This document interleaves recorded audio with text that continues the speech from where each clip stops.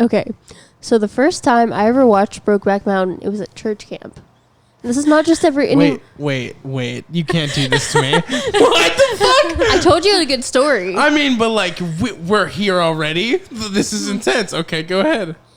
And it wasn't just like your regular, like, you know, middle of the road church camp. Vacation Bible study. It was gay cowboy church camp. No, God, no.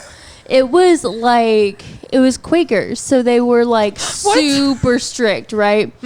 And like they were the ones where like women can't cut their hair. And so you see all these bitches with like long ass hair down to like their ass. And then they had to wear like skirts, women did, and like 3/4 length shirts. It was a whole thing. Is that what horse girls are? No. Okay. I mean, Close. They could be, but they could be. I just want to. I'm old. Okay, go ahead. Isn't like Bridget having had this experience like surprisingly well adjusted? Well, we don't know the full experience. No, yet. I mean just going to this kind of church camp, which seems scary and frightening to me. I went for like 5 years. Oh wow! Every you summer. are surprisingly well adjusted. I think Logan says she's not well adjusted at all. That's not what I'm saying at all. I'm saying you're adjusted well enough for us. I think it instilled a lot of self-hatred in me. Anyway. As church will do. Church will do that. Anyway, it wasn't like part of the activities. Just to be clear. It wasn't on the roster. It was not on the roster.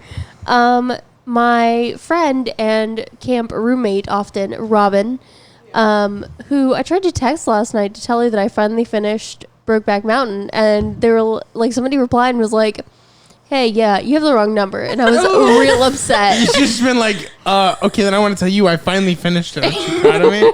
That's funny. Like, if I was that guy, I'd be like, that's awesome. Isn't it so good? Like, what'd you think of it? Welcome me. Okay. Continue, please. But anyway, our friend Robin, she had brought her laptop. And you weren't supposed to do that. You were allowed to have your cell phones for some reason. You're allowed to have your, like, iPhones and shit. But you weren't allowed Mennonites got their loopholes, I guess. Right, yes. You weren't allowed to listen to music, though. What? Yeah. That's how the devil gets in through the ears. Correct. You can't listen to Blame It on the Alcohol by Denzel Washington. Stop! Sorry. Gold Digger featuring Denzel Washington. Sorry. You're good. You gotta listen to the last podcast to understand that one. Go ahead, Bridget. I'm sorry. I like to interrupt people. I know it's rude. No, it's funny. Okay, go ahead. But so she had snuck her laptop in, and she had downloaded onto her laptop a copy of Brokeback Mountain because she knew I was gay. That was literally the reason. She did it for you. What's so sweet is she's just like, I gotta help my gay Christian friend. I want to be supportive, you know? And so my cousin Tia and Robin and I... How old were you guys? Probably 14, 15. Okay, gotcha. We like huddled up under... It was a bunk bed, right? It was like attached to the wall. For some reason, that detail is very important for me to show to you. And we were all like huddled under there. And I was texting my ex at the time.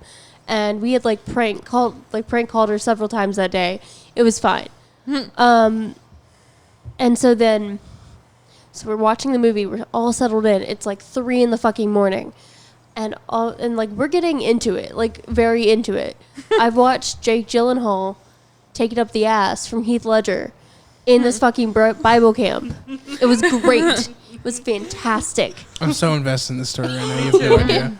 That's the weirdest thing to imagine. A bunch of Mennonites are all gathered around watching Jake Gyllenhaal taking the fucking ass. That's incredible. There's just 3 of us. That's enough to make it interesting. Right, that's a crowd. That's a huddle. Yeah. That's more. That's a few. And so, we're getting into it. It's like getting into the thick of it. They've like. I don't like that expression. Okay. Yeah, they're getting in the thick of it. All right. Ew, I didn't mean that. But like. No. We had also seen Anne Hathaway's titties. It was great. You were like, wow, this makes it worth it for me. Like, thank God I went to this church camp so I could see some titties. Right. Yes. I was like, I had descended. You were probably sitting over there with your like straight friends like, I'm cool, I'm good, I'm all right. Right. What do yours look like? I just want to know that the You guys, same. we should practice kissing. Yeah, guys, I was just Like thinking. when we No, have what if that was my boyfriends. cousin? Oh, I That's forgot. I'm sorry. weird. We didn't say specifically the cousin. We're talking about the one that ghosted you and got a new phone. Robin, if you're listening to this, I'm sure you're not, but if you are, honey, text me. Wow, I feel like I have competition from No. Robin. From some random Mennonite from like Yeah. 5,000 years I think ago. they were Quakers. They are You can't Quakers. compete.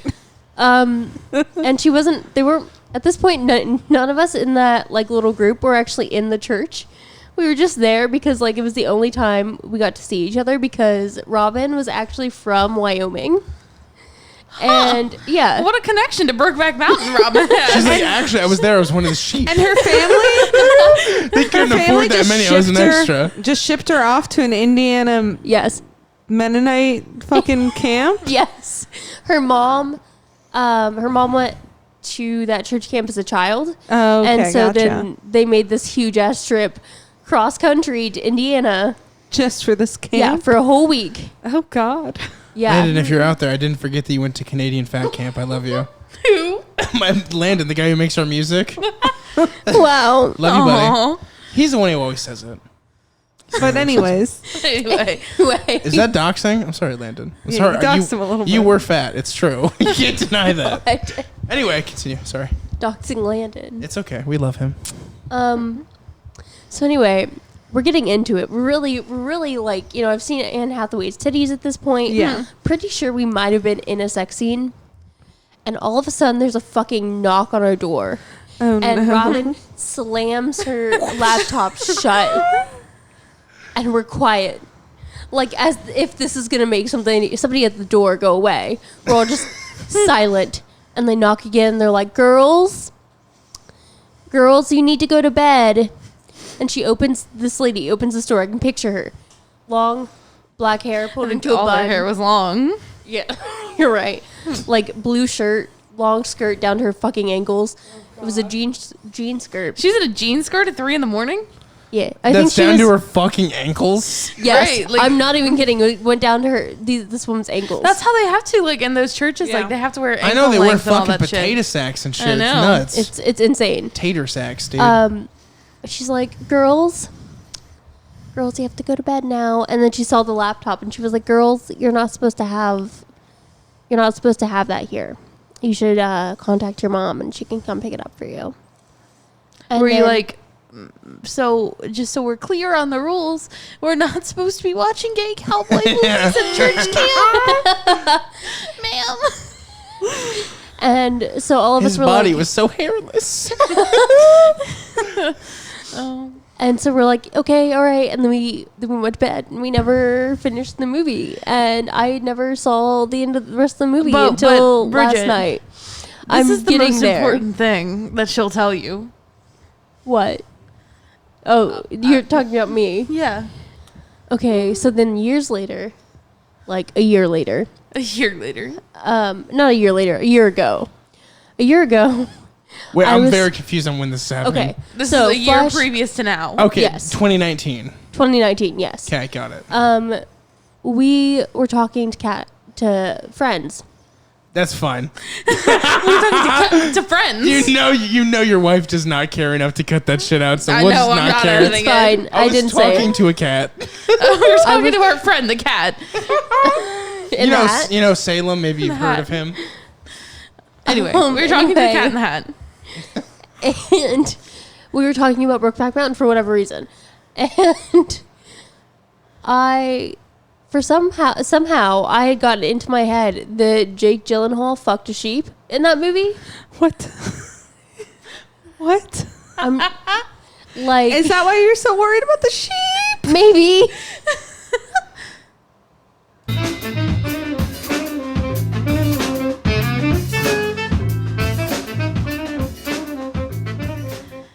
Doesn't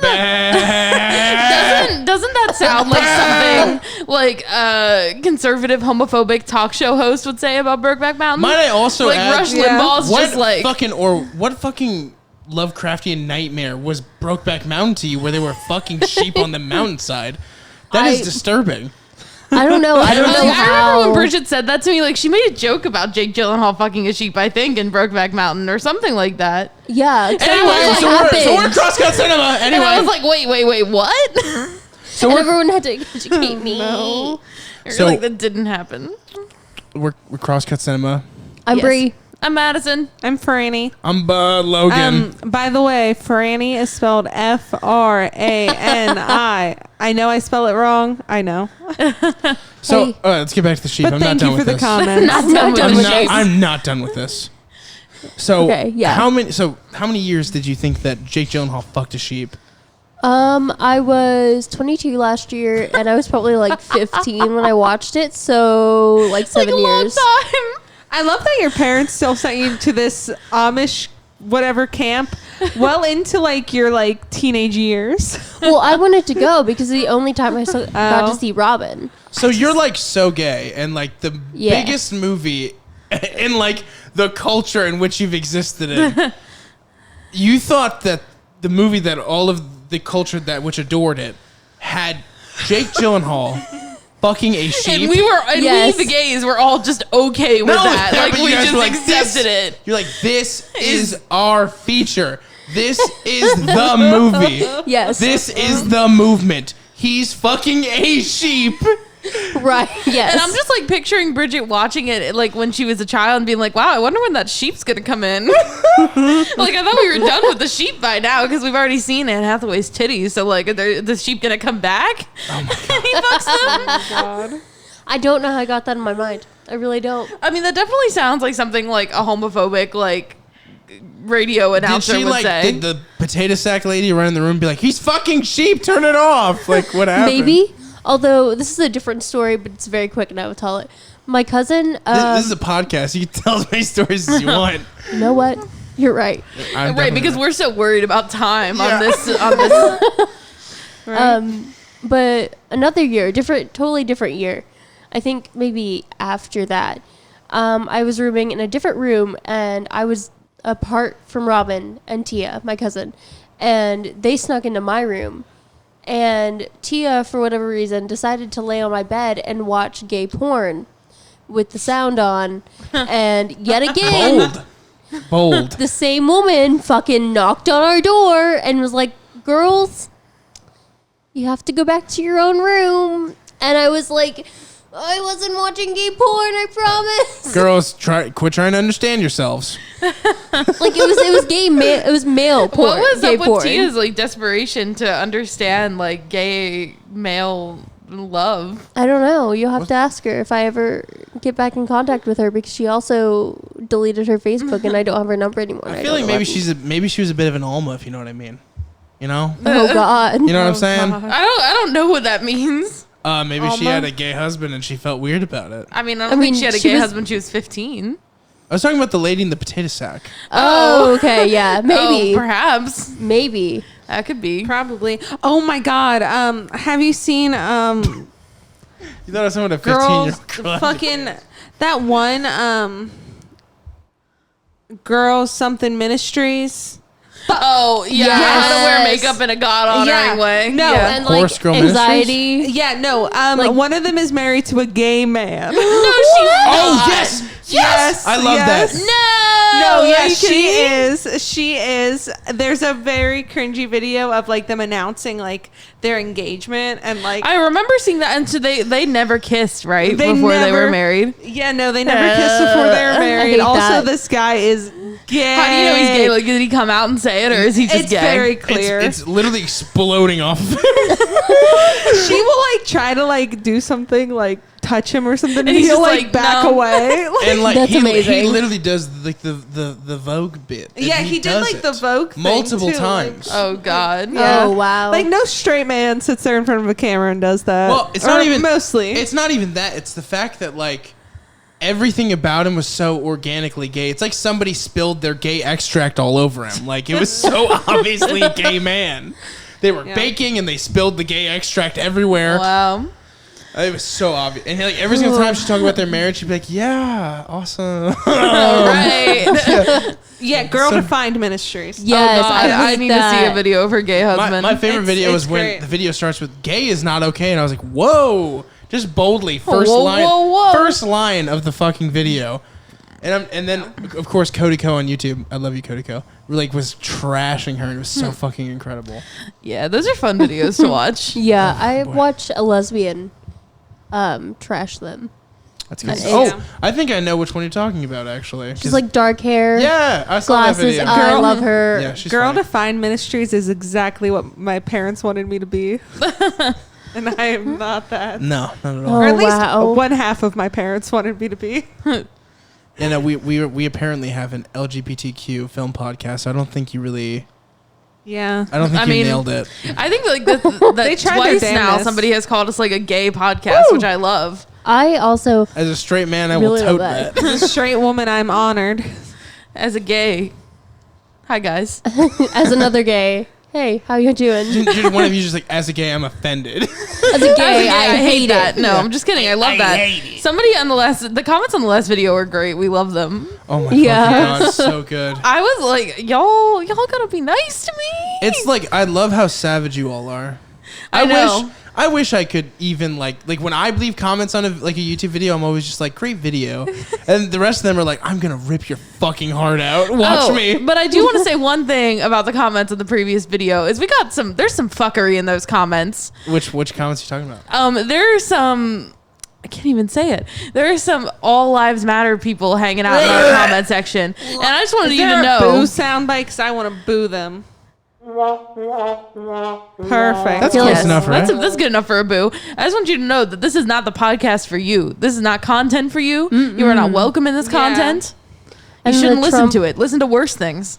Yeah. The Trump 2020. Yeah. Get out of here. And for the person who Get said out it of my wasn't even swamp. worth finishing, if you mean that on the merit of our ability to have a podcast, that's fine. Yeah, no, If you that is mean- not for you. Like, Yeah, if you mean that we're just bad at podcasting, that's cool. I respect your comment. If you mean it because we had a positive episode about an important issue, you Then can go you- blow dogs for quarters, bitch. Yeah. Ew. ew. You You never heard can that go do expression? like Jake No. Gyllenhaal and Brokeback Mountain and fuck you can a go, sheep. You can go fuck a sheep at Mennonite camp.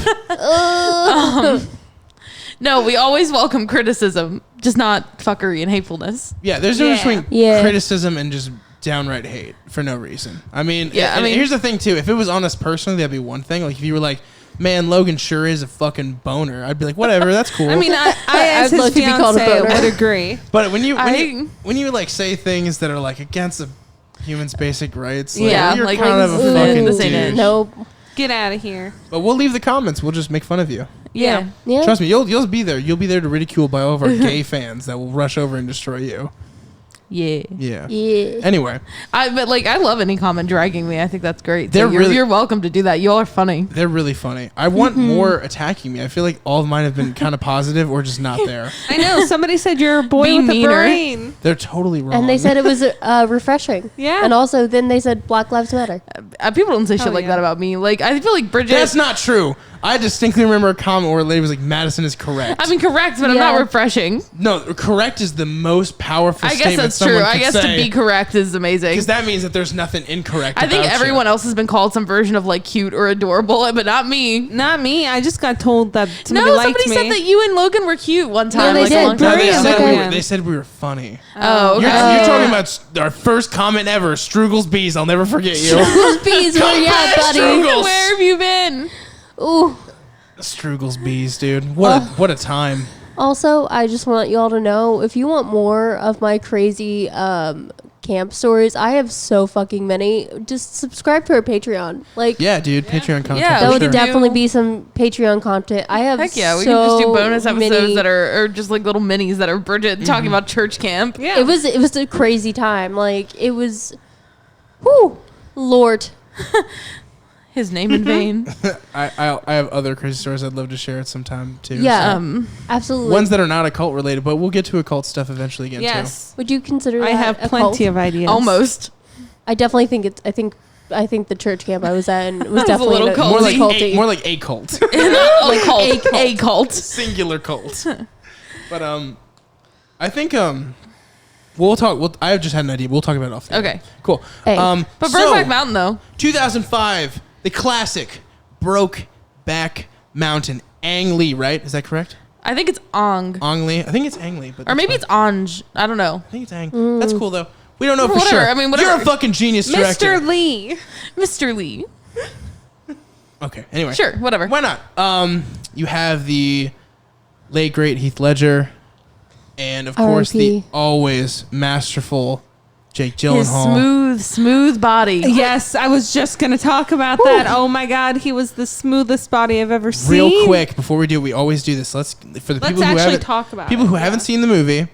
First of all, it's $3.99 on basically all streaming platforms, so go ahead and go rent it and watch it, especially considering it's Pride Month. Yeah, it's Pride Month. Yeah, it's Be Pride gay. Month, bitches. Do crimes. And also, I just want to say this too. I think you should see it because there is a large disinformation out there because of like parody culture that thinks that this is just a movie about two hot cowboys that go up in the mountains and fuck each other. And this That's what movie, also To the like, point where Franny literally thought that's what it was. Yeah. and Bridget thought Jake Gyllenhaal fucked a goat. A sheep. A sheep. Or sheep. I'm sorry, not a goat. Denzel. You guys want to know? goats. You guys want to know something? What? Whenever we would play board games as a family, and like Us? some no, like No. me We and could my do that. me and my we could do that. I Yeah, would I really mean, like to do that. That would Maybe be lovely. that should be Patreon content as well. I just was playing board Wanna- games. Yeah. Or that you could fun? play, or we could live stream. You guys could play Jackbox with us. That'd be cool. That would be fun Hey, too. that But would be anyway, whenever we play great. board games as a family, if someone was gloating about their win, my parents would say, "Those who gloat fuck one-eyed goats." Oh, I've heard that. So you story. all should remember that What a fable! What a Yeah, I fable to know. hear. at a tender age too. But anyway, yeah, I feel like this movie gets like. we didn't get to the part where we explain the talk plot. about the movie. Do you want to explain the plot? Oh, are we explaining the plot? We never do that. We should do the over because people watch this or listen to this podcast without seeing the movie. Okay. Just give it. You don't have to give it in detail. Just Yeah. the general overview.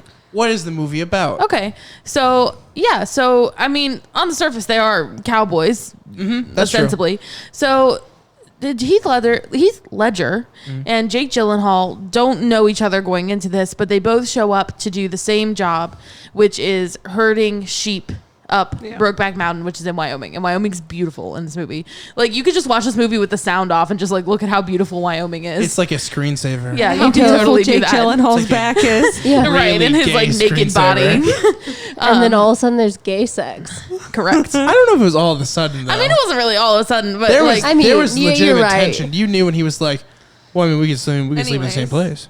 yeah. We could, Well, I mean, if you I have the could tell. sound Sorry, off. we I couldn't could- do that. you could tell he had the little bit of the Yeah, he was dodgy giving them eyes. the looks.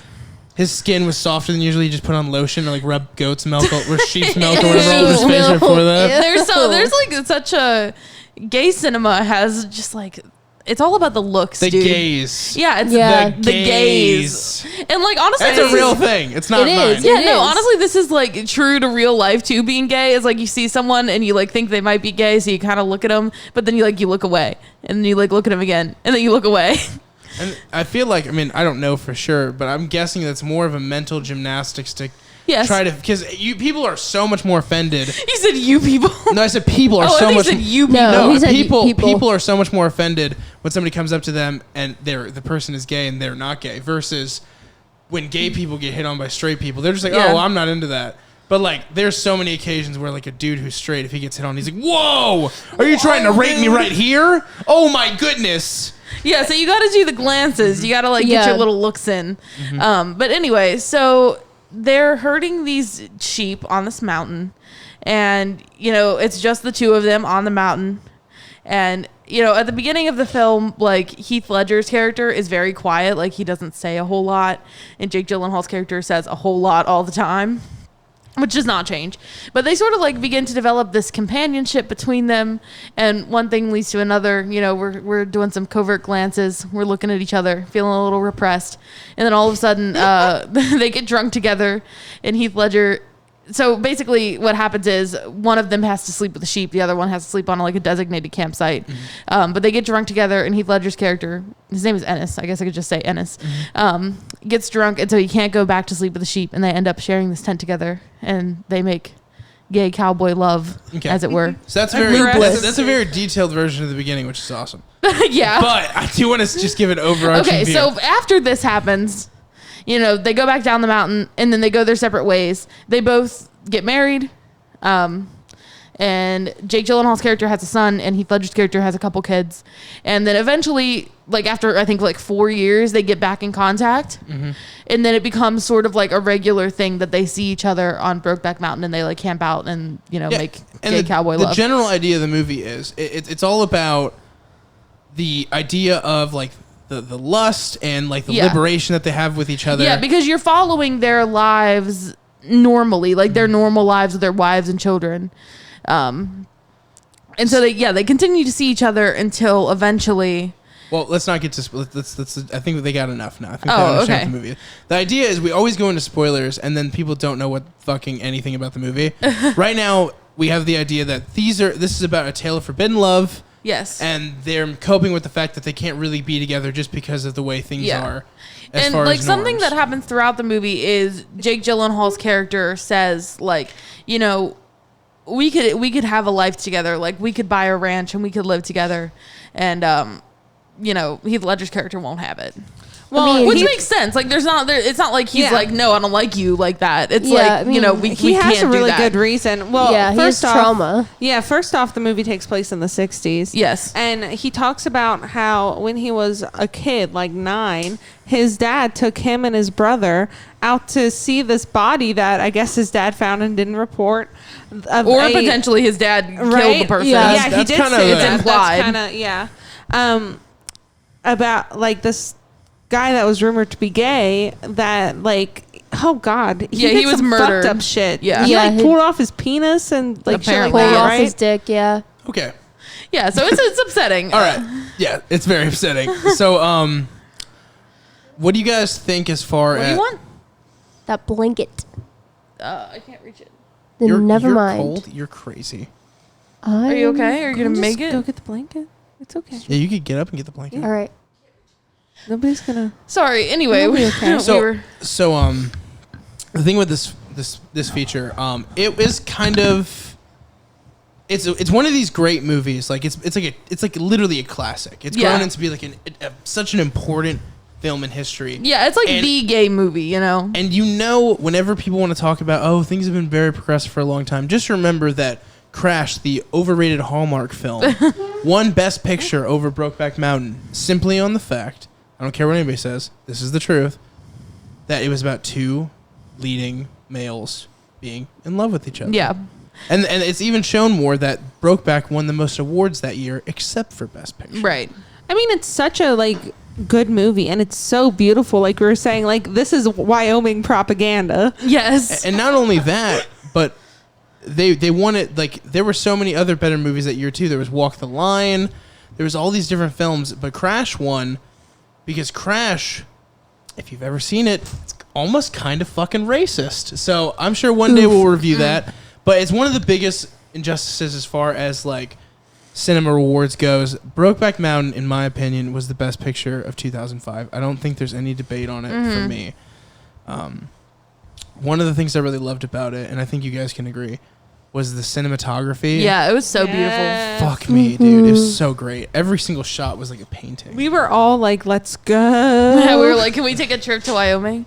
And it's really interesting, too, how that cinematography kind of works for the movie, because a lot of times when you see both of the main characters in their like normal lives where they don't get to see each other, things are very dull, and they're also kind of cramped. Like especially Ennis's character, it's him and it seems like a bunch of kids. It's only 2, but it just seems like a lot going on in this very small place. And but then you get the scenes of them together in the mountains, and it's like these wide open spaces, and it's beautiful, and like it looks like heaven. And like I think that's really intentional, is like how like serene and how peaceful and amazing that is when they get to be together. The daughter's Kate Mara, right? Isn't that her name? I House of Cards, other stuff like that. Pretty sure it's Kate Mara. Related to Rooney? I'm pretty sure she is. Yeah, if it's Kate Mara, I think they are related. Yeah, but I had no fucking idea that's who that was until we rewatched it the other day. I didn't really. This movie has like the best fucking cast. Yeah, it really does. That's a great cast. And the funny thing is, it doesn't need to, because it's such a small like it could just live on Jake Gyllenhaal and Heath Ledger, who, by the way, like that is some of the best performances. I know people love the Joker, but that's Heath Ledger's best performance in his career. It makes you cry, dude. It's like Jake It really Gyllenhaal's does. top 2. Yeah. Next to Bubble Boy. No, I'm just kidding. But but like the rest of the cast is great. You got like Anna Faris, you have David Harbour, like of small Yeah. roles that like You have could Linda mean- Cardellini. Anne Hathaway is I so was good gonna in this say Anne movie. Anne Hathaway, I Hathaway. was gonna mention, yeah. Like she Saw her plays that titties. character really well. Absolutely. The Abs- tender age of 15. You still think about that? Oh, you bet, dude. I mean, You bet. you betcha. Like, wouldn't you? I mean, yeah. But yeah, like, yeah, this movie's like everything about it is just so beautiful, and like everything about it is really intentional too, just in the way that things are constructed. I love the score for this movie. The country twang moments. Yeah, they're just like these occasional like little like twinges, and it's like it feels like your little heart is twinging as well. And what's really crazy about it is that there's so much like there's so many people who won't watch this movie. I think Yeah. that if I we're think gonna that- I feel ignore like that, like this it's- movie has been memed on a lot too. So many It people really watch has. this movie when it's for one so well crafted. Yeah. But also it's like ironically, like I guess it's not really irony, it's just truthful, because I even sound stupid saying it's ironic. Mm-hmm. It's one of the most masculine films you can watch, oddly enough. Like it doesn't have toxic masculinity so much, in the sense that like they're still very much men. They may love Yes. each other, Absolutely. but they are strong, and they Yeah. persevere through a lot of bullshit. Yeah. And it's a good message And for at even times they straight do dudes. have to prove they do feel like they have to prove their Yeah. masculinity, but the film never says this is the right thing for them to be Yeah. doing. And the other thing too is like there's something that the straight man can learn about being emotionally vulnerable, because they're Yeah. still there's never a question in the film, are these dudes tough, right? There's never a Yeah. Right, question, like, these are are they cowboys, men? dude, They're like- fucking cowboys, and they're able to talk, they're able to speak at terms with each other and be emotional and vulnerable in that way. Especially Jake Gyllenhaal's character. Yeah, and I mean, like, yeah, and Heath Ledger less so, but like he shows it in like quieter ways, Yeah. which is really interesting. And here's the thing. I feel like so much in like maybe this is like the opposite conversation that Portrait's gonna be. So many movies are like through the male gaze, right? This movie still has that, but the good thing is that everything that's done in it isn't like, it's not conventional. Yeah, Like it's willing to show you the strength of these characters, and it's willing to not hide the fact that these are like manly men. These are dudes that kick up their feet, drink beer, go fishing. Yeah. And it's willing to show you that and show you that it doesn't have to be a fucking bad thing or be seen as like a yeah, negative and thing. like also to say that being gay and being tough are mutually exclusive. They're not. Like you can like they're the toughest motherfuckers. I Right. swear. There are so many cowboy movies you would watch where these two would whoop their fucking asses. And I don't know, but that's just something that I kind of gravitated towards with the movie. Because, like, I mean, this is definitely, like, not a big deal. And my woes are nothing. Yeah. But there is a thing in society where, like, dudes are not allowed to be emotionally vulnerable at all. yeah. And this movie is, like, such a good message to, like, get the fuck over it. It's okay to be like that. And Yeah. whether you're Yeah, straight, gay, absolutely. whatever. Because I feel like they're the happiest when they're with each other, when they're Yeah. able to be vulnerable. And the scenes where they have to act tough, they're, like, so fucking miserable. Yeah, and like I don't know, I love a good like Western movie, and I like cowboys, and I definitely like have a sort of romanticization of like the West because I love it. Django's my favorite Tarantino fucking movie, love it. so one of them anyway. But yeah, and so this movie is really cool because it subverts those expectations of what that person is supposed to be. And like the strong, and like the idea that the strong silent cowboy type is actually like a person who's hurting a lot, perhaps. Yeah.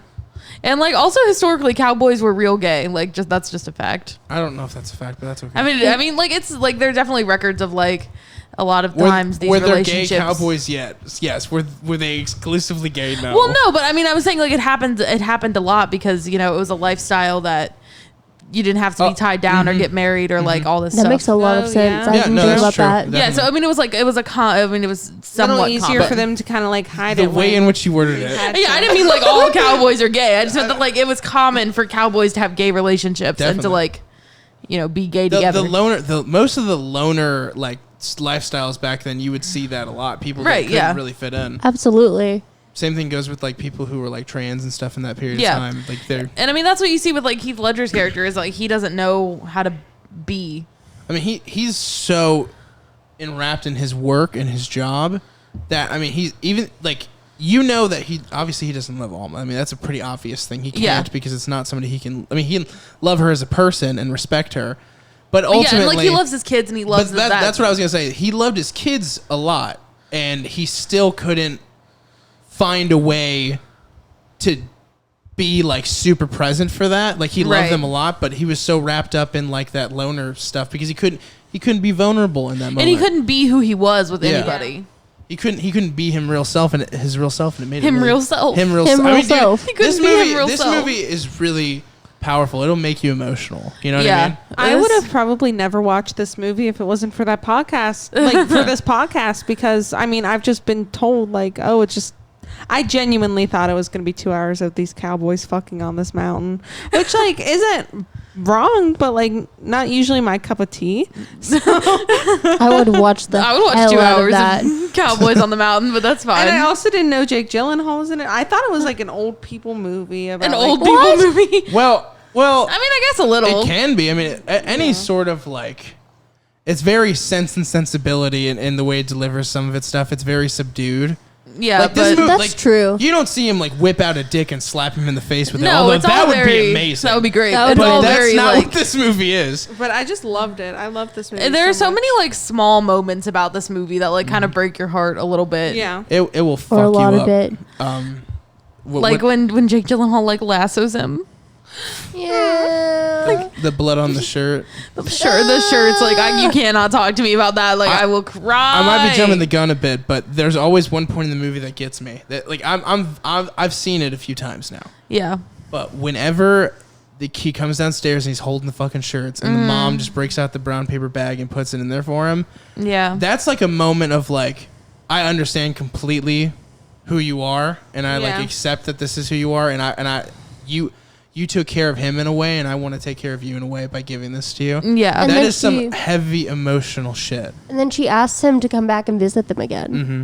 Yeah. Like she wants to like care for him. She's like, well, you were his person, and right. in a way, you tie me to him.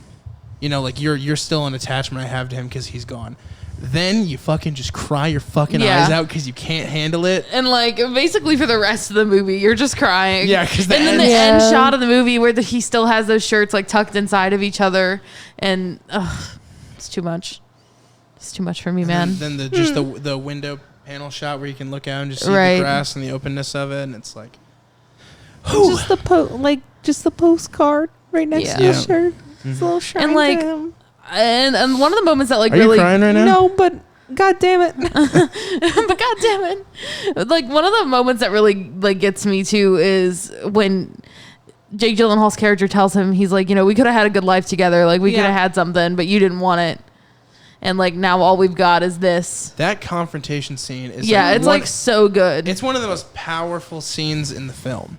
And it really was. You know, I know a lot of people look at that and that's like kind of iconicized. When people see it again, they're like, oh, I know I what wish they're I gonna say. could quit you. You Yeah, know, they're, but like it's not funny, dude. Like that's just when serious. it's happening, it's and so Jake Gyllenhaal fucking himself real. has actually talked about this. Like that scene has become kind of a meme, but he's like, no, like that scene is really serious and like it's a really like powerful moment. I mean, it's about like, you know, like it's about so much you can't really lay it out in just a few statements. It's like it's such a multifaceted, multiple meaning scene, right? Where there's all these emotions, and it's crazy because usually in a movie, this one's very subdued, but in a lot of movies, there's all this emotional buildup, and then there's a big collision. I mean, there's a lot of emotions going back and forth, but it really just kind of like comes into a gentle slide and just. Yeah, and then goes how it off. ends, it doesn't end with them storming off. It ends with Jake Gyllenhaal holding him. Yeah. And then that's the fucking last time they, you know, like it's just, it's really fucking difficult to, like think back on even because you're just like, I almost wish they would have exploded more because I feel like there would have been more of a sense of closure for them. But that just has everything to do with the message of the movie of having to hide your emotions. I know if the characters could go back and have that conversation again, it would be wildly different and more open. But they don't get to do that because of what the film is actually about. Right. And that's oh fuck, that's heartbreaking enough. That you can hear it in my fucking voice. Yeah, it's like very upsetting. That scene, when you really break it down, it's basically telling you like, no, they don't get to have even the closure. They don't get to have the happy ending, but they don't even Right, get to have because that last moment. like because they thought that they would see each other again, and Yeah. like they thought they would keep seeing each other, and it's very upsetting. And then the worst part is Enos has to think, like, oh, I should have done August. Like, I should have fucked off with that job because November never came Right. for him. Yeah. And that's just, that's fucking awful. Also, one scene that breaks my heart is when like Jake Gyllenhaal's character Jack drives all the way out to like see him And then he has because his his kids that divorce weekend. came through, and then he has to like turn around and drive back, and he's crying. and he's crying, and like I'm crying. You know what I thought was interesting about Anne Hathaway's character? Mm-hmm. There's a lot of people who watch this movie, and rightfully so, they kind of see her as like a bit of a hag character, like she's in the way. Mm-hmm. But they're as cold as she felt towards Jake Gyllenhaal's character. When that phone call came through with Enos, she was. I like how you keep saying Enos. Ennis. It's definitely Ennis. Ennis, whatever. It doesn't matter. Heath Ledger. I'll just say the names. It doesn't matter. It's a very ridiculous name. Ennis? Yeah. It's too southern for me. I I can't like pronounce it. that shit. Ennis Del Mar. Ennis That's a great Delmar. name. I mean, that's the most southern shit you'll ever hear. But also Jack Twist. Jack Twist isn't that southern. It's a good name though. It's a good name. It's a great name. Yeah. Should have sold Miss Twist. Sierra Mist. Anyway. No, she kind of understands. Like, I think she always understood, but she really kind of like relates in that moment with him and gives him that information of like, like it's down with his family now, this, that, and the other. Yeah. It'd mean a lot if you like if I feel like a lot of people, if they were her character, especially at the time, there would be an immense grudge and anger. But she fucking knew who Jack was. But I mean, and like also at the same time, they were together because she sort of knew who he was. Yeah, like And like, her marriage like that allowed her to have kind of what she wanted in her life too. Yeah, definitely. I remember, like, I liked one of the lines that Jack said about their marriage. He said, like, we could do it over the phone. Yeah. Like, that was just clear that, like, they And were fuck each her other's dad. cover for fuck their her dad. lives. Also, like, versus Alma, too, who, like, it's such an upsetting scene where she confronts him at Thanksgiving. It's so- because it's, like, it's so needless. It's over and done with. Well, That- it's that's what I was- upsetting because but that- this is something she's been harboring for years and right, never like, you gotten could have said that to him at any time. But that's what highlights my point with with Anne Hathaway's character is the fact that I think that people suffer from pride. They always will. Yeah. So for me, I feel like if a normal person would have been how Alma was. Yeah. So when Anne Hathaway's character wasn't, that's why I draw it out as she's a better character in general. Definitely. She doesn't have that pride or, like, a better complex. person, not necessarily a better character. Well, you like, know what I mean. She has better character. Yeah. How about that? Yeah. Yeah, because I would say, like, I find both characters really interesting. And, like, I find Alma's character really interesting. And, like, I get where she is coming from in that, like, it would be upsetting and it would be really hard to find that out. Especially, like, in the time period, like, people aren't as understanding of that kind of thing.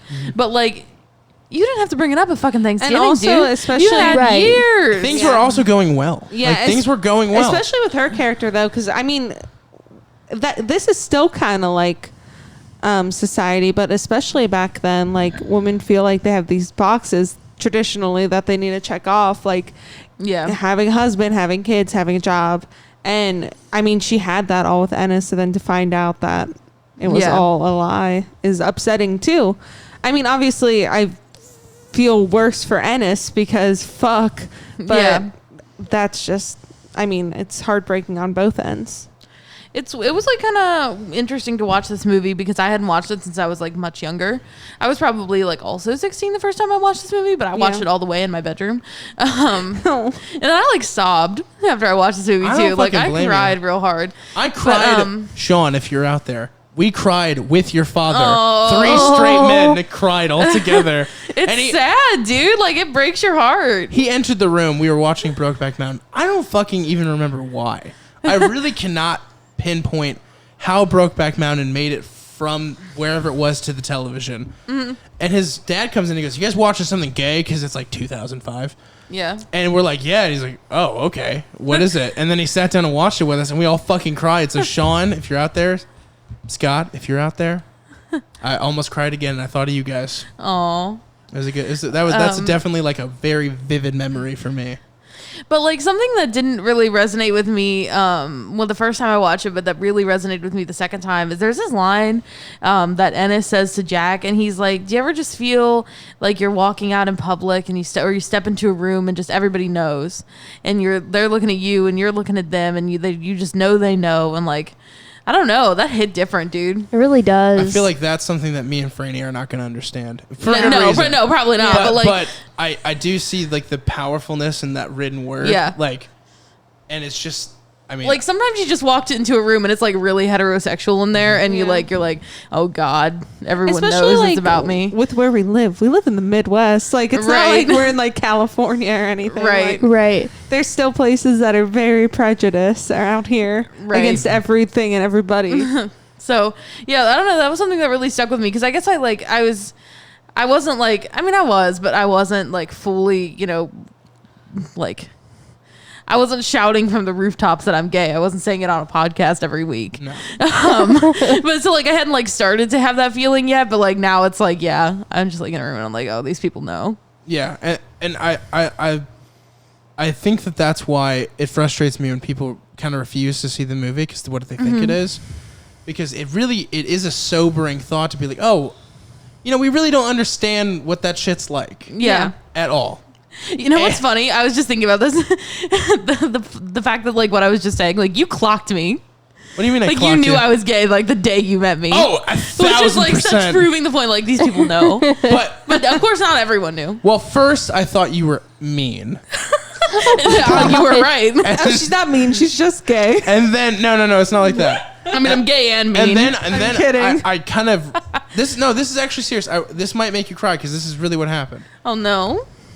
At first, I thought that she was mean and defensive, but I think that people don't like the thing. Our workplace was like all about being very open, but this workplace was very Christian-y. Yes, it made me nervous and too. But I was like, I need this job. That's so what I was we're just picking up on. And then when I realized who you actually were, I was like, oh, so I'm just a dumbass who didn't actually fucking understand. But that's why I made like an effort to be like, okay, so. Our first conversation was because she thought I might have been like a fucking one of those Meta Knights with the potato skirt on. So I'm really glad that I was somebody, and this sounds so corny, but like representation's so important with films like this and television because it doesn't just help people who are growing up. I'm gonna fucking cry. People who are growing up with this and are these people. Yeah. But it also helps people understand that these people feel like they're outcasted and not understood. Yeah. So I feel like between that and my father being a very open person kind of helped me understand it a lot better than other people did. Yeah. I mean, it's just a thing where it's like, it's my workplace. And so it's like, and it's also very Christian. So like, y'all people need to know my fucking personal life. You don't need to know shit about me. You're not Bridget, who on an interview said, and I'm gay. I'm gay. Which I would never do. I don't know why I did it. It just popped out of my mouth and she's like, that's okay. And I was like, okay. And then I did not get the also job. Also because I'm mean. And so like, if somebody says like, oh, that's okay. I'll be like, I know it is. You're not that I didn't mean. fucking ask. You're not that mean. I'm a little mean, but it's all right. You're stern. I'm stern. You're stern. I'm no nonsense. Yeah, just kidding. I'm a lot of nonsense. But stern. I'm high nonsense. I feel like that understanding for me, as well as just like us actually getting to know each other, it was like me and you against that fucking place, dude. I know. It really was. So I'm glad that I got to see things represented like that throughout my life and to try to understand. And that's why this particular podcast is so important to everybody here. Yeah. And it's important to like support like the gay cinema. Like it's important to go out and actually give these films a try. Go see Tangerine. Yeah. Because go watch Ratatouille. I'm telling you. Go watch fucking Ratatouille. You know what you can do is you could watch Reservoir Dogs and then you could be ready because that's our for next video. week. Ooh. Like I always like to think like because my best friend growing up, we went to a very small school, a K through 12 with only 12,000 kids in the whole thing, and she came out pretty young. She came out at like 14, and like I was raised up until that point like very much like gay is not okay and like shit like that. So like I just wish that I would have seen this movie younger because I feel like in the we're still best friends, but I feel like in the early years it would have helped me like.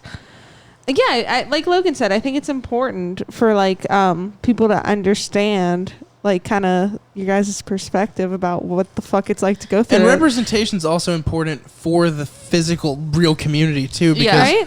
there are people who are sheltered from understanding this, and then they miss out on a lot of their real life. They'll wake up Yeah. one day at 35 married to fucking Craig, and then Yeah. they're Right. real. No, I mean, it's funny, but it's Right, also yeah. like fuck. Yeah. And it's all because this Judeo-Christian society bullshit Yeah. who doesn't want to represent people as a whole, as far as like all forms of walks of life should be represented in cinema. Yeah. Because that cinema is about life itself. So for anybody who doesn't want to watch this fucking movie because they think, oh, it's just a bunch of gay cowboys, you're missing out on a great piece of cinema. Yeah, and I think like if I like for one thing I will say too is like your media does not have to be about being gay to have gay people in it. Absolutely. Yeah. Like not Or every have story. gay people working in it. Yeah, like not every story about gay people, like with gay people in it, has to be like about the strife of being gay. Yeah. Because like we know there's strife, guys.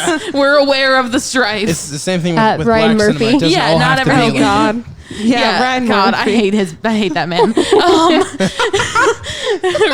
Ryan Murphy, if you're listening, you're on thin ice for being gay. Ryan Murphy, if you're casting for Hollywood season 2, I can do a great old timey Hollywood accent. Please hire me, thank you. But the other thing is too, like, I can do it. yeah, like I wish that I had gotten to see more gay characters on TV when I was Yeah. younger, because then I wouldn't have had to have my gay awakening via Scarlett Johansson as the Black Widow in Avengers. Is that really your gay Oh awakening? yes, it was. That's fantastic. What was your I was gay like, hold awakening? on. I like was watching Avengers and I was like, hold on, I'm having some feelings that I don't quite know how to place. My gay awakening was Buffy the Vampire Slayer. Yeah. I wish they Willow. had gays in it, you know? Like I wish I Yeah. had that. I had freaking Scarlett Johansson. You know, Willow. Which Willow I in mean, season valid, 4. Yeah. Like, she came out and I was like, oh shit. Like, hold on a minute. Well, at first I was like, I'm not gay. I'm just an ally. And then I was like, I think I might be gay. I did that thing that like at the very first when I was very first watching Avengers, I was like, you know, I had this like sort of thing where I was like, I didn't realize it as being connected to Scarlett Johansson at the Avengers, and I was like, you know, like I'm straight, but like maybe the right girl would come along someday and change my mind. Like no, you know what I mean?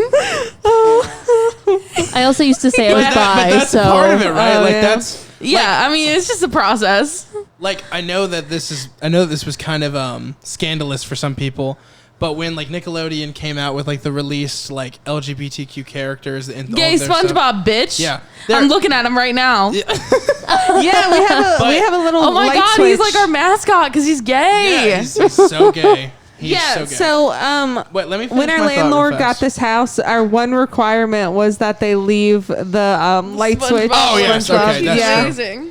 You almost took me off my thought, but that is No, true. We I just wanna begged say we that. begged your landlord to leave. Yeah. That. So We're like, please. Anyways. so like there was not stuff for you guys to attach to as kids Yes. that were gay characters. No.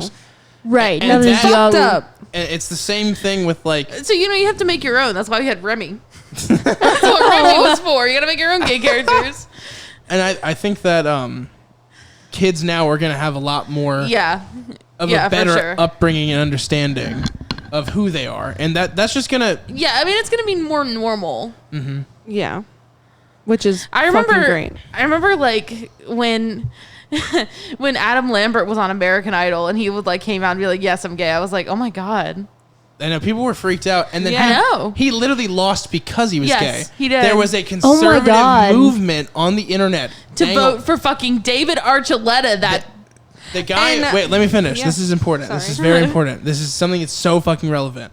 There was a man who owned a cell phone company at the time called Singular who worked for American Idol. He paid over $100,000 to different people to vote for Chris Allen. Oh my god. There you go. Gross. fuck that. They stopped using Singular after that, probably because it doesn't exist anymore. But I hope it was because that shit was fucked up.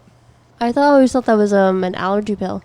And that's also why old Simon Cowell boy decided to quit. I think that like next season because he was really frustrated about all that happening. Yeah, Simon Cowell, sorry what we said about you. I mean, you still shouldn't have been in Scoop. Get the we fuck haven't out. we haven't said it yet.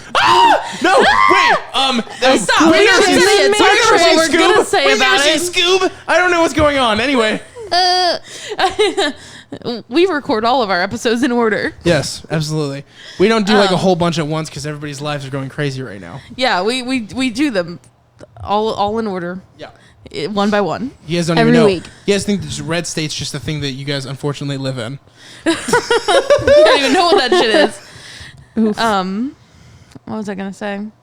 But yeah, like so yeah, at least like a good thing is that like, you know, people have more media now and that they can see themselves in. And also it's also more accessible. Like it's good to see like gay people in kids shows because Absolutely. like if you're like 8, you're not really gonna watch Brokeback. I mean, maybe you are gonna watch Brokeback Mountain. Hopefully fucking Like, not. I don't think that you should be.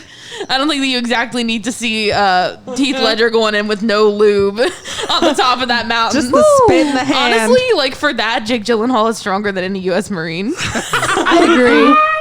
Oh, That's the Lord. cowboy way. That's how we do it in Wyoming, boys. Correct. But yeah. Yeah, I agree. I agree with everything you just said.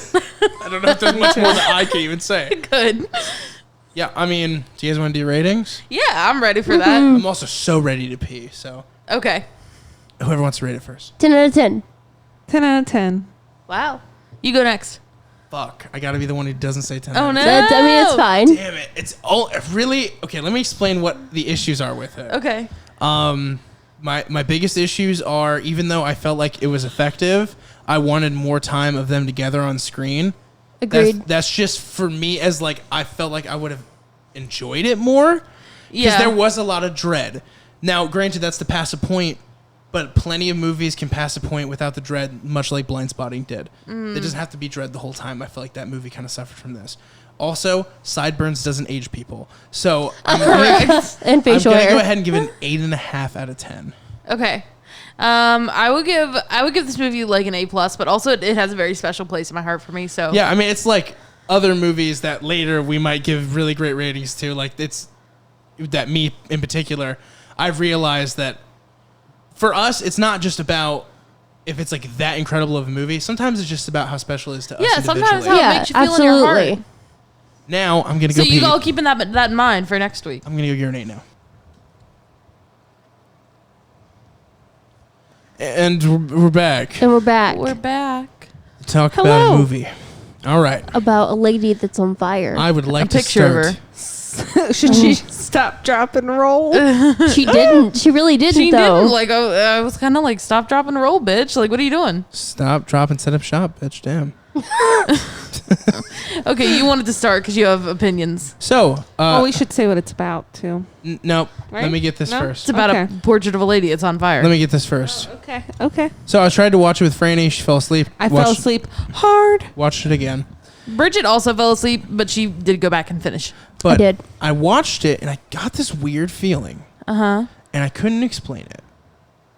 And I kept thinking, why the fuck do I know what's going to happen, like shot-wise, before I see it? Why am I so fucking familiar with this? Have I seen it before?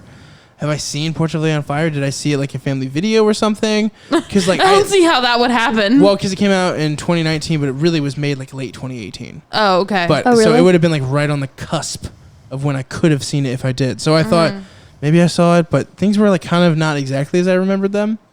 But the shots were like I could literally predict the next shot. Like I knew what Yeah. artful shot they were going for.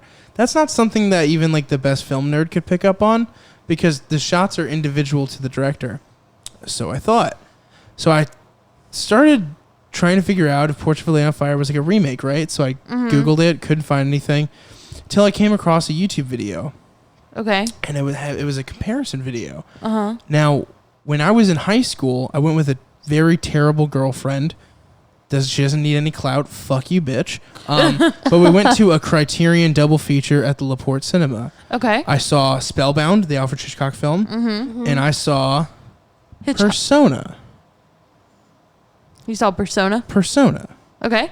Persona is a film. I don't think I've seen Persona. It's 1966. It's very old. I'm pretty sure I haven't seen it. Persona is... But I know what it is. Yeah. So, the film, I don't know what it is. for those who don't know, is about a woman who's a stage actress, and she has like a fucking mental breakdown or some shit. I can't exactly remember because I didn't really look into it because I knew it the moment I saw it. I don't remember the exact details. But she has a breakdown. And as a result, she's like a big stage actress. They're like, you know what? She needs to get some time away. She's been doing fucking performances like every goddamn night. So the people who are in charge of the play say, you know what? You need to get away, go to a beach, relax. You're clearly having a moment. And she gets sent there with like a companion nurse lady. Mm-hmm. And they spend this time on an isolated island, exchanging gazes with each other, realizing that they're both lesbian. And the shots are almost exactly identical to that in Portrait of a Lady on Fire. Huh. That's interesting. So I have, there's a certain level for me, like Bad Times at the El Royale, right? Mm-hmm. I can handle the things that are lifted from Tarantino there and shots that are stolen. And I think that if you want to make a good feature and you like something you see in a different film, you should be able to take that shot and make it your own. That's what art is. Art is free. Is the moment they let it out in the world, I think anybody should be able to use it. But I shouldn't have to watch a movie and actually predict the shots that are coming because I've seen it before. Yeah. Now, granted, they're not the same film because the difference is one is a period piece and then the other one langs off into like a mystery thriller. Mm-hmm. But it doesn't change the fact that all the most beautiful shots in this film, not exactly stolen because they're a little different, but there's just too really much. Similar to. I mean, like, I'm not kidding when I knew where it was going. Yeah. They're not only similar, but they're in the same succession of each other. Mm-hmm. So for me, that's just a little bit. I'm going to be very unpopular with this opinion. It's a little bit leaning on a Joker kind of vibe, where I feel like the shots were just a little too close. I think I would have to watch Persona to. There's a good YouTube video that compares it, but Okay. I think you're right in that you should watch the whole film because I would not go as far as saying this is the same movie. I wouldn't. It's not Joker. This is not Joker. Yeah, but it's leaning more towards, for me, plagiarism. Now that's what I didn't like about it. Yeah, and then there's one other thing I didn't like about it, but we can get into that later. Mm-hmm. And for me, that's kind of hard to get over. Not because I feel like she shouldn't like I love the inspiration, and clearly that is a film that inspired this director. Yeah, which is fantastic. But there should have been a little bit more originality. Yeah. With those shots. If you guys agree with me, you'd have to see it for yourself. But from what I remember, I think I would have to watch Persona to make the judgment I agree. on. I can say this though, it wasn't like I found it and was like, oh, these two are similar. I actually pulled it from my fucking memory. Right. Yeah. And that's when it came out. So that's one thing I will give it. It was familiar enough for me to pull it out of the most back recesses of my mind because I barely even remembered the movie or the event I saw it in. It took me re-seeing it to remember that I had seen it. So yeah, that's the kind of controversial thing I was talking about where I feel like I'd like this movie a lot more if it wasn't for that. Yeah. And that made it really painful for me to watch because I knew the beautiful shots. Because by the way, shot in 8K. This is like one of the most gorgeous movies you'll ever see. Yeah, like the color in and your whole life, you'll probably not see a movie this gorgeous again. Right, just like the color and the scenery and like the way that the shots are set up. The lack of music, and when it's incorporated, it's incredible. Like I'm saying, this movie is nearly perfectly helmed. It just kind of feels like to me it was like an art student's perfect helming of a film that already exists. Like it could have done a little bit more to be. Like I would have preferred, if you're gonna take shots, they gotta be. If you can even use all the same shots because they weren't exact, but it's the fact that they were in the same order. That's what frustrates me. Because then I knew where it was going. Like for instance, None of the Silver Lake. There were definitely Hitchcockian shots in that film, right? Yeah. But I didn't know when they were coming. With this movie, I did. Yeah. That's a big problem for me because then it really ruins my immersion. Like, here we go. Here's the gaze, and there it is. Yeah. Now, what I liked about this movie is that it's got fucking incredible performances in it. I mean, literally, this movie is like watching the most intense game of like tennis you've ever seen in your life. Yeah. The rebuttals and the speaking back to one another are so engaging and like so stressful that like the dialogue and the performances in this film are fucking fantastic. Yeah, absolutely. And I like you talked about the lack of music, and I really like that. And then also, like there is a lot of like background noise in this movie. Yeah, which no, I it's- don't. It's which not I don't. silent. It's just no music. And you know? it's all, Right. like at times it's almost kind of loud, which I think is really interesting.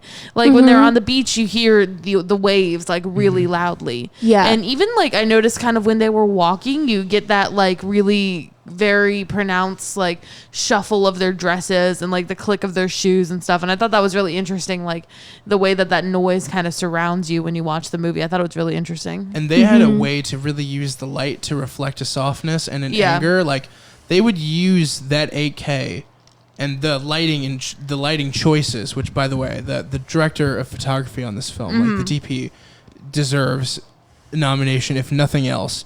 That is the most powerful player in this film, is the way it looks. Yeah. Absolutely. Yeah, I mean, incredible. it wasn't an 8K for no reason. No, I mean they wanted, this movie was about a portrait and art, and they wanted to make it the whole film look that way. Right. And it a lot of the shots feel like a painting. I mean, literally. I mean, I can't. Yeah. There wasn't an ugly shot in the whole movie. No. I'll even say that. Were there shots I were familiar with? Yes. Yeah, but and I they mean, were none of them great were when I bad saw them the shots. first time Yeah. too. And I loved all the scenes of her painting and stuff, and like I did too. I found that really like fascinating and beautiful to watch. It like the painting and the sketching and all of that. I really enjoyed. And then go ahead. Oh, sorry. No, I couldn't help but wonder if they like used someone else. They did, yeah. Okay. I can't remember her name, but I actually looked it up. That there is an artist that did all of the paintings for the film, and she would like do them to match the moods and stuff like that. And I think that That's they actually impressive. did before this movie came out or around the same time. There's actually an art show with all of the art from the film, Oh, that's really cool. which is interesting. I'll say this too. This movie also has a really cool concept with not just like obviously there are progressive messages all throughout this movie. I mean, that's what the point of the movie is. It's really trying to pass along these messages. But there is also a really cool idea that they play with where I don't think you get it a lot in like the male perspective of cinema, where there's a lot of equality written in this film, right down to the fact that like, let's go with like there's like for instance, when you're a painter, now you guys probably know more about this than I do, but I've always understood that a painter it needs to be like kind of a genuine relationship if you're painting someone, and they need to be submissive to your drive. They need to be ready to have you take them on. What I found so interesting is that the camera work would be like zoned in on, I think her name was Marianne, right?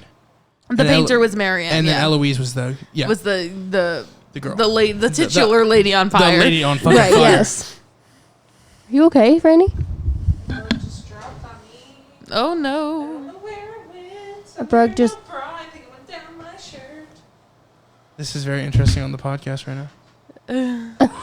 I don't see it. I feel like it must have flown I away. think so too.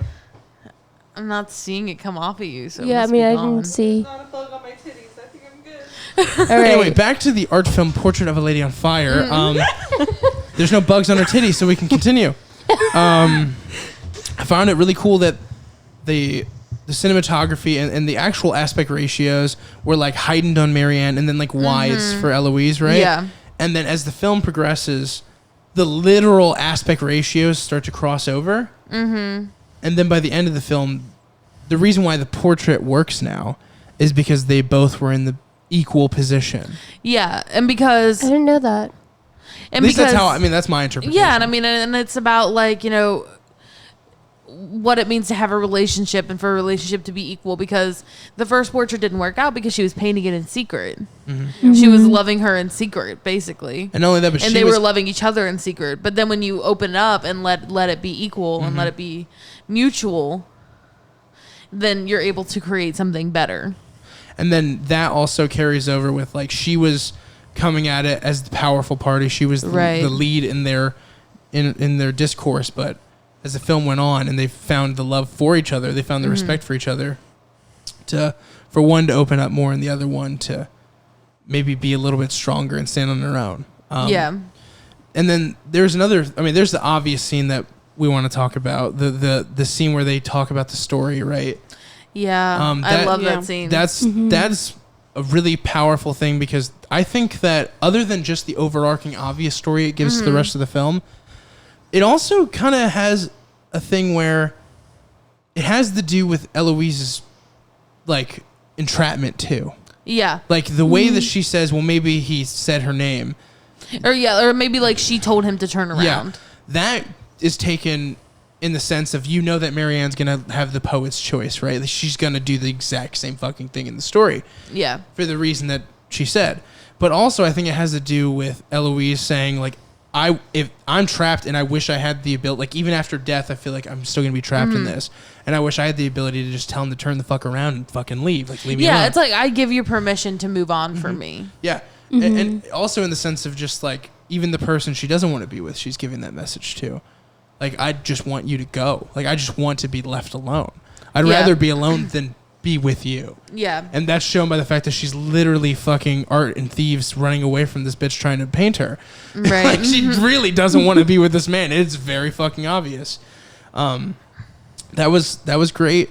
I do have an issue with a different scene though. Yeah. And I just like, I wanted to say one thing about that. Like, Yeah, I love that myth, and I think that interpretation of it was really interesting. Like, he makes the choice to remember her, and like that's also the choice that Marianne ends up making, is she makes the choice to remember their time together instead of try to prolong it in a way that would be unnatural. And then it makes all the wedding dress scenes make sense, you Right. know? Because at first you're kind of like, why the fuck do we keep seeing this bitch in a wedding dress? Like, I But don't it's like, understand it's it. because she's like a ghost, you know. It's And the memory it's of also her. the last thing, you know. Yeah. Until it wasn't, which is another thing I have an issue with. But I really liked how that kind of was played back in with the painting, and like the sort of last scene where you see that it's Marianne's painting of that same of Orpheus and Eurydice. So Eurydice, I don't know, but like you, and like how you see that that's like that she's painted that, and then they say like it's interesting that you have them looking at each other, because you know to her that's a representation of that relationship where they both choose the hard thing, which is to leave each other. And I really like that. And I really liked how that tied back in. let's talk about Return of the King, right? Let's talk about Return of the King. Yes. Yeah, I mean, we can do that. Return of the King.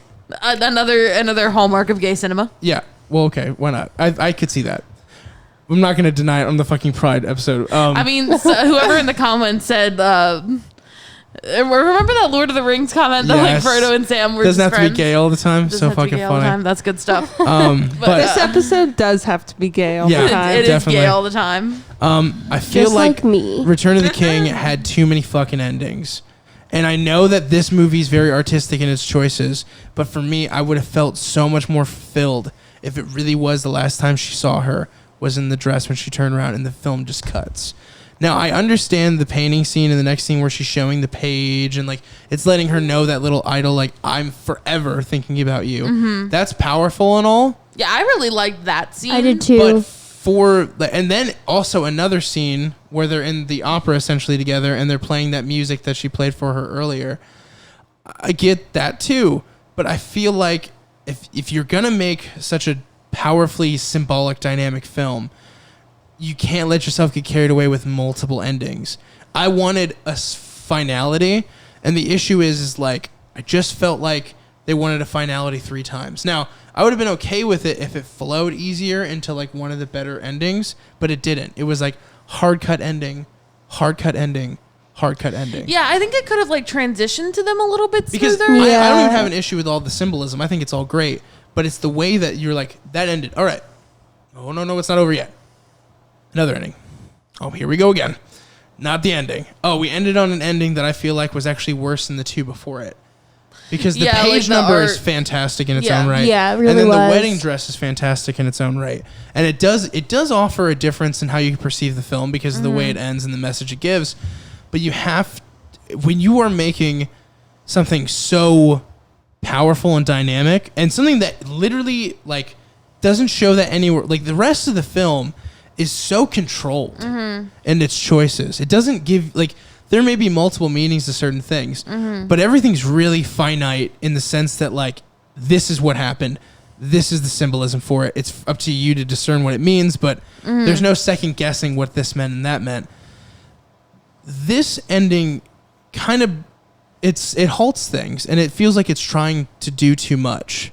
Yeah, I mean, Especially in the way it's edited apart. Though I liked that scene of her listening to the music that she played for her, I feel and like that could totally been cut out. I felt like, yeah, it just didn't feel like the right way for the movie to end. Like maybe if we had seen it before the painting situation. But then how will we know that what her last time seeing her was? You know? Yeah. And then my other issue with it too is it just felt like the director. Now this happens with directors. I mean, they get involved in these stories and they mean a lot to them. Felt like she couldn't let go of her characters. Mm-hmm. That's an issue because what you're doing at that point when you don't let go of your character is you're not giving them the depth you've given them the whole time at the end. You know, like you're cheapening the ending by giving it 3. That's what I love. Fucking Return of the King. Return of the King is a masterpiece. It could have done with less endings though. I just feel that way, and I feel that way about this movie. And then there's one other scene I have to pick apart, and I feel like you guys think I don't like it, but I actually really enjoyed it. I watched it a second time. I don't feel like you don't like it. Okay, good. I feel like the abortion reenactment scene has some issues just conceptually. My biggest issue is that the literal build up to the scene, like, okay, so you're with these 3 characters the whole time, right? Yeah. They're super endearing. You fucking love the shit out of them. Like, you really want things to go well for these people. You genuinely care. Yeah. And there is kind of like a, we're you know, I can't think of a better example of this. It was like an artsy Animal House moment where they were spending time together and it was camaraderie, and they were being able to be them true selves without worrying about the taboos of reality and what people judge them for doing. Right. They were able to hang out and be real. The abortion scene for me feels kind of like it's just so over the top. The scene of the abortion itself, or the reenacting it? Okay. The reenactment. The scene of the abortion itself was really powerful. I think it, like the painting and everything makes sense to me too. Yeah. But just the physical action of them acting it out for the painting, for me, it just kind of felt, this sounds so fucking mean, but just how I felt in the moment, it felt goofy. Felt like if like a bunch of people at a sleepover broke out a Ouija board and started like playing around. I just felt like that was a show us less kind of moment. We're smart enough to understand what happened with the painting. Right. We don't need them to act it out for us. And in especially a way, since it makes it feel kind of campy, and also like that they're taking joy in something that, I mean, granted, I'm the last person to decide your choice on the matter. I do not get a fucking say in that conversation. But at the same time, it's never an easy choice for anybody. So when they kind of bring light to it, I feel like that's not within the characters' personalities. I didn't really take it that way. Like I took the abortion as sort of something. There's a bug on the table. Where? It's a little guy, just flew away. It's something that like sort of signified like how trapped Heloise is, because you know, Sophie gets to make these choices about her body, and she gets to make the choice about what's going to happen to her, and Heloise doesn't get to do that. And so and I think that that's sort of a comment on, you know, how wealth traps Heloise in ways that it doesn't trap Marianne or Sophie. But I sort of took that scene as like Heloise imagining what it would be like to have that sort of agency. Yeah, and that I took from it too. I understood that. So I didn't really see it as being like campy or fun. I see it as like, this is something that we should capture. Yeah, I think that's my issue with it though. So when I understand the concept of like she felt liberated because they were reenacting something that was like, you know, that was right, that was their right and their right to choose, and they were getting to live in that moment and kind of surrogately live. And it was in a sense symbolic for their own relationship that they can't have, right? I understand that. But there is, when you're literally shooting the scene, you have to consider how reserved and subdued the rest of the film is, where we didn't actually need to see them acting it out. And it's not like I'm offended by it. I just felt like it took away from it. I feel like when people see this movie, they're going to take that moment and be like, oh my gosh, this movie's so pushy with, and like, fuck the people who think that. But I feel like it's more powerful when you take it through the subdued messages of the rest of the film. There's things that are painted or suggested that aren't shown on screen that are powerful. For me, that just kind of felt like they were taking something that could be really powerful if it was an essence instead of an action. I don't know. I liked that scene. I don't have the same issue with it you do, but I see where you're like coming from. I also see, but it's definitely like a matter of opinion for the film. Yeah. And I feel like also because I'm so sour on some of the shots used in the film, maybe that's why I'm extra critical. Maybe it's just a bias for me. I mean, it's possible, yeah. I'm not gonna like sit here and be like, man, I loved every shot in this movie, because I loved every shot in the sense of the way it looked.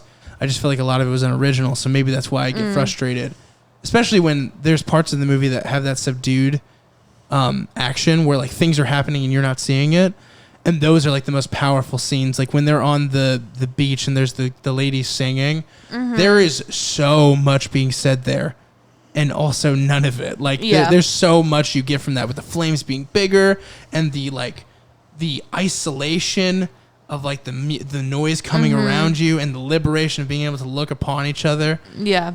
That was a really good scene. I mean, that's the best scene, like one of the best scenes in the whole movie. That I wanted out of the painting of the abortion and the mentioning of it. But I get that people think it's okay.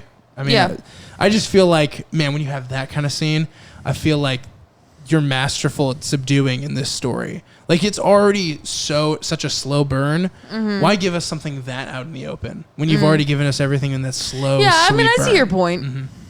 But it's definitely a matter of opinion. I want to talk about that. Like, just I thought this was like interesting and creative, that armpit scene. Yeah, I literally Bridget thought that was a pussy. For a second, I was like, hold up. Is that why you said there was a pussy before? No. Oh, okay. I mean, there like is it's kind when of. she wakes up. There is, yeah, I know. I know what you're talking about. But Yeah. But honestly, like, jokes aside about that armpit looking like a pussy, I like that scene a lot. I do too. it has I think it was really cool with like perspectives and stuff. Also, like the drug that they use is like a real thing that witches would use. They called it like flying ointment or something, and like you would put it on your skin like that, and it would make you feel good. So yeah, that's like a real thing. I actually Googled it. That's cool.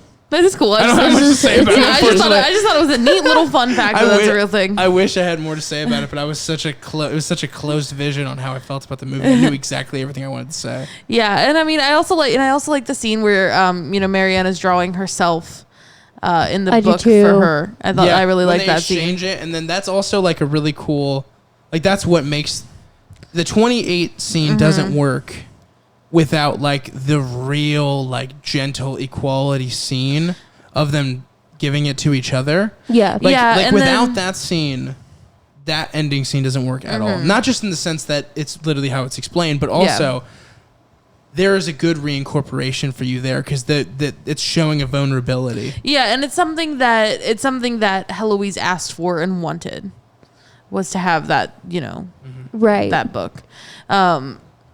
And yeah, just like the placement of the mirror and like, Marianne seeing herself in her in such a way. I like that a lot. What do you guys think about just like literally drawing out how badass Marianne is in the beginning by her jumping in the water and grabbing her shit? Yeah, I know. I love that. That was so important for me. Yeah. Because it was like, okay, are they going to just be like so fucking like boring and 18th century about every fucking thing? No, she fucking dived in there like it was fucking Fear Factor, dog. Right. It lets you know that she's a go-getter. Like, I literally looked at Madison and I was like, I'm pretty sure they would row after it. Like, she could have just asked. She's like, fuck them, I don't need them. But she doesn't need them. She don't need those bitches to do it. Yeah. Yeah, she's my favorite character for sure. Yeah, I loved her. I mean, I like Eloise too, but I think Marianne's like yeah, absolutely the intro character for everybody in the film. Yeah. Yeah. And the maid's cool too. I forgot her name. Sophia. I think her name's Sophie. Sophie, gotcha. Yeah. I don't know. I know you slept, Franny, but did you have any like thoughts about what you saw, or like how did you feel about it? I mean, I think it was kind of, I would need to rewatch it to have too many opinions. I think I just underestimated how tired I was when we put it in. It's also, it's not like a movie you can throw on when you're tired. Yeah, and right. I really liked the visuals.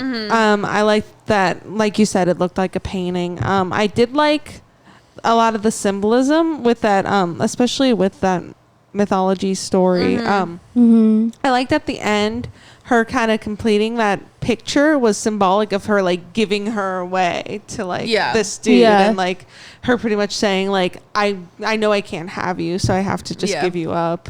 I thought that was sad. Yeah. But I can't really form too many good opinions on it, honestly. And like, though all of it was very beautiful, there were some points where it kind of got a little slow. I definitely felt like it was slow. People who see this can't deny that if you're not ready for like a real slow burn, you're gonna be fucking bored. Like, you can't watch this out of out of wanting like just to watch something. Yeah. You need to watch out of necessity of wanting to Like, really yeah, be take taken it over, in. you Yeah. know? Right. Yeah. When I went into it, I watched it the first time with her, and it was like I recognized things, and then I looked into all of that, and then I rewatched it. I felt much better about it when I was intrigued to dig into it versus when it felt like podcast homework. You know what I mean? Right. And I really enjoyed it. I think I enjoyed it more, like the second action time? of watching it the second time. And I think it really helped improve my score because, to be honest with you, when I watched it the first time, I was just frustrated because I was like, here we go, that shot and that shot. Yeah. And like that really affected me the first time. And the second time, I knew it was there. And so I went in and it just felt, I got to just experience the literal glow that it gives you, like the absolute immaculate color and performances. Like there's not a bad performance in this movie. Yeah. Like even there's not a bad scene in this movie. Yeah. So, but it's not perfect. But but for what it is, I think it is. and it's really good, and it's like one of the better lesbian movies we have. So I would agree with that. If it's still up for Oscar contention, which is always like back and forth, what people actually think. Technically came out in 2020, so I think it is.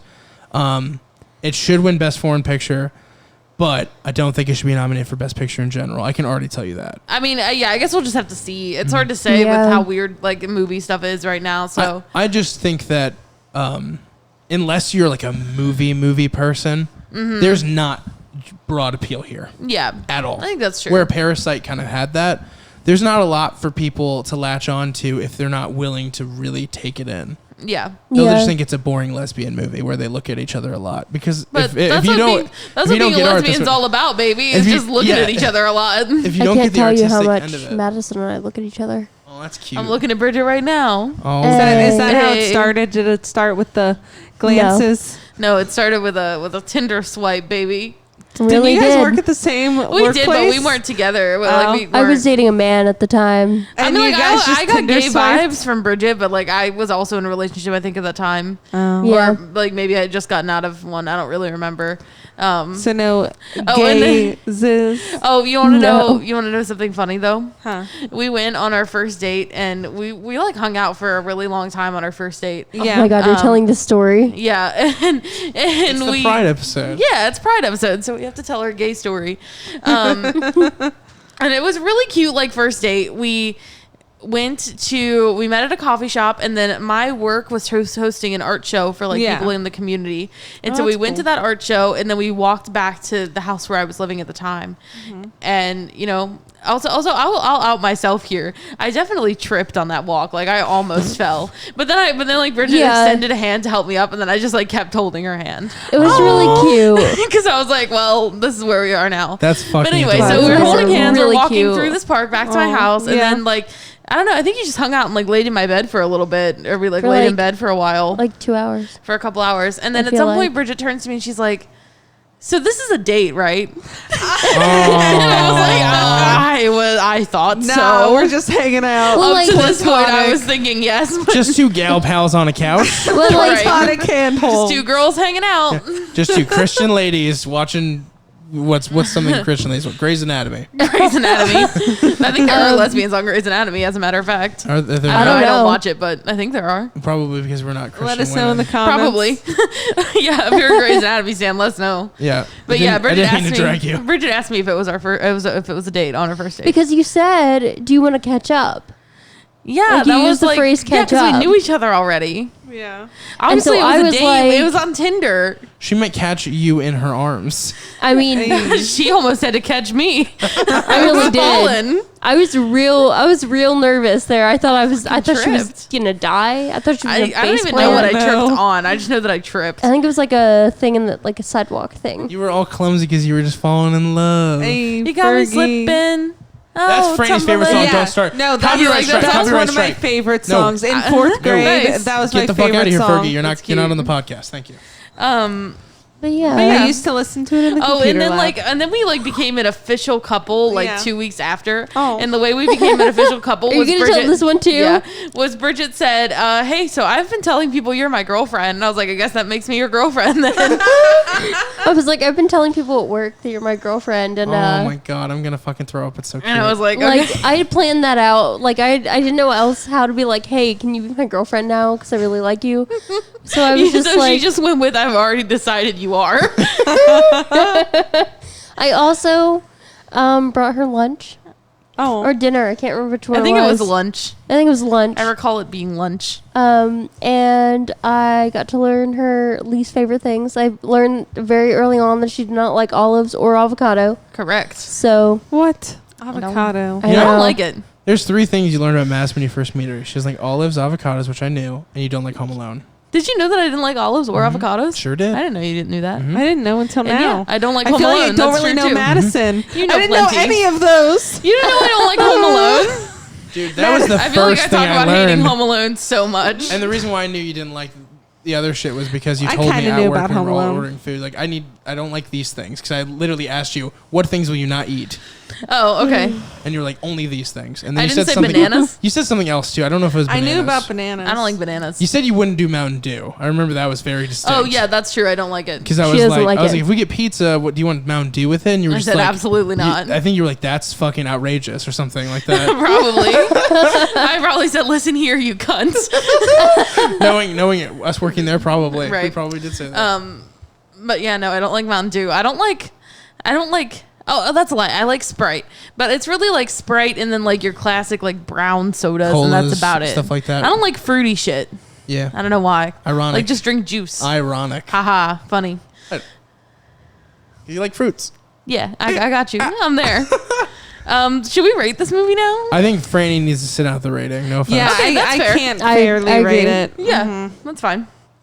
I mean, if you want to rate it, I wouldn't be offended by it. But like, I feel like I'd be offended by me rating it. I feel like I can't. I don't feel that strongly about it. So. I feel like I can't justifiably rate it, and Okay. I want to stay true to my ratings. okay. 8 out of 10. I would give it like a solid B plus. I would give it a 6.5 out of 10. Fair enough, yeah. Fair enough. Yeah. It could have I been think so we much You just said better. the think exact maybe- same thing. I think maybe if I watched Persona and like it felt the same way. We should just review Persona. Wait, we could do that. That would be fun. Yeah, we could do that. We could do like an old movie setup. Like we could review Dark Passage and Persona. That would be fun. Dark What about- Passage. I don't know. Never mind. We'll have my We gotta puppy put- on. No, never mind. This is the fucking Pride episode. I'm not silencing a lesbian Yeah, on the podcast. you say what you want to say, Bridget. Have y'all ever seen Sunset Boulevard? Yes. I have not. That's a really That would be fucking fun, good movie. too. It's a great movie. She hasn't. I haven't seen That's it. why I brought I it have up. not seen it either. We should It's watch. real good. Most people, this is a common double feature. They do Sunset Boulevard, Cinema Paradiso. It's like a tradition. Like they go together. yeah, so we That'd could be watch fun. Sunset Boulevard and then Cinema Paradiso together. That'd be fun. I like that. I've never seen the second movie. It's about an Italian cinema. This is not us making makes promises to sense. do anything. We're just No, spitballing. We're just in spitballing. Fact, next Wait. episode of the podcast, Yeah. we're gonna do the Pulp Fiction, and No, then we're not. after that, Wait, no. Yeah. No? We're doing Reservoir Dogs next. fuck, I always say that. Reservoir Dogs, maybe Pulp Fiction one day. Who knows if we're organized We enough. will do Pulp Fiction one day. It's just not next week. Sorry, Reservoir Dogs. It just feels like it's in the past because we record shit all crazy. yeah. But then after Reservoir Dogs, we will be doing Scoob and the Red State underrated movie, Kevin Smith's Red To State. be clear, it's just called Red State. It's not the Red State, but the way you said it made it sound it was I was, the you Red know, State. it's one of my it's my absolute favorite director, Mm-hmm. and it's one of my favorite movies of his.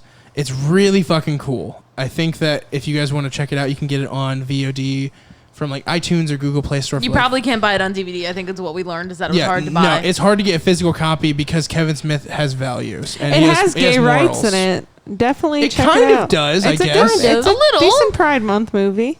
I don't know if I would. It's not a happy gay film. Don't go into this I mean, neither expecting were these Ratatouille or two. some shit. No. It's not Ratatouille. I want to make that very Oh clear. my gosh. And Reservoir Dogs, I think you can definitely get it on like Amazon Prime and other like VOD Yep, type and stuff. if you have Stars and Hulu, you can get it that way. If you have both those subscriptions can you? already, it is free. and if you're me, you can watch a DVD copy. With That's no true. subtitles. With And no if you know subtitles. Madison Same with mine. Mine's a specifically- VHS burned to DVD copy, so it doesn't even Nice. have really a menu. Mine is like I have a. I don't really like my DVD copy. I think it's like a remastered version, but it actually looks worse. I want to get the Blu-ray. I would like- I was yeah. thinking about getting the whole Tarantino pack, but I have I so bet many. that's fucking expensive. It's $50. It's not That's that much. actually not Oh, that that's not bad. that And it's bad. got everything up until Hateful Eight. Like it doesn't have Hateful Eight or Once Yeah. Upon a Time. It has all the ones before it. Yeah, But my issue with it is I have so many of the movies already. but it seems silly It to. seems so fucking stupid for me to buy the pack. But maybe what I'll do is I'll buy the pack because it's cheaper, and then just sell the thing shit I already have. Yeah. Or are you saying that you could only watch your Reservoir Dogs DVD in full screen? Yeah. That's sad. It literally is burned from a VHS. That's crazy. Like, you That's know, like when you went to insane. like transfer stores, Yeah, like yeah. Blockbuster and shit. Yeah. I have one copy like that, and then I also have Gangs of New York like that. Yeah, mine I bought it from like a video rental place, and it was pretty cheap when I bought it.